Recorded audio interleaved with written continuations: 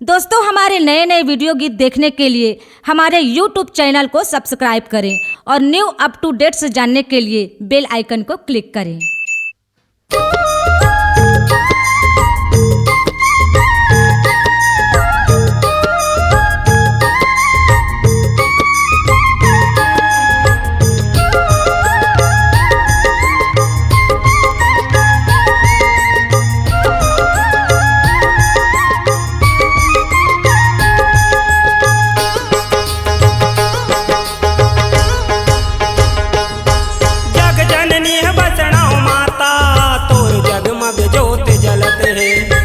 जगमग जोत जलत है, जग जननी हो वैष्णो माता, तोर जगमग जोत जलत है, तोर जगमग जोत जलत है। फूल दोपहरिया में करे बसेरा, फूल दोपहरिया में करे बसेरा, महिमा गोहार परत है। ओ तोर जगमग जोत जलत है, तोर जगमग जोत जलत है।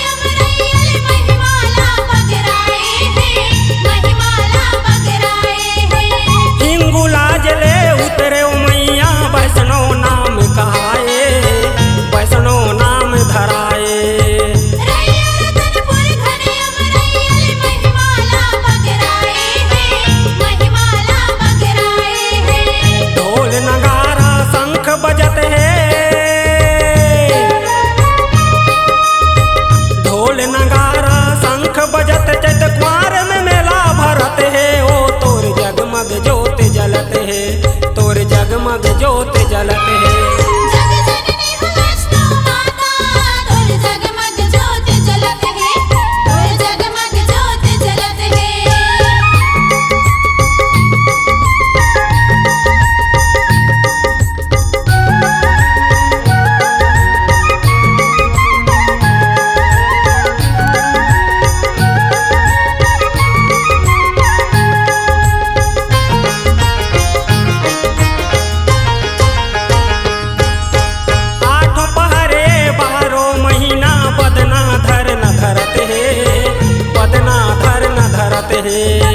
चौकी चंदन पाठ बिढ़ुलिया अर्जी विनती करत है, अर्जी विनती करत है। आठों पहरे 12 महीना बदना धर न धरत है, बदना धर न धरत है। चौकी चंदन पाठ बिढ़ुलिया अर्जी विनती करत है, अर्जी विनती करत है। जंगल झाड़ी हवाएं पहाड़ी,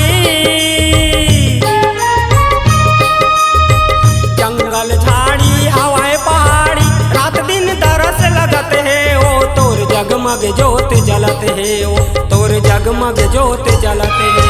जग जननी हो वैष्णो माता, तोर जगमग जोत जलत है, तोर जगमग जोत जलत है। फूल दोपहरिया में करे बसेरा, फूल दोपहरिया में करे बसेरा, महिमा गोहार परत है। ओ तोर जगमग जोत जलत है, तोर जगमग जोत जलत है।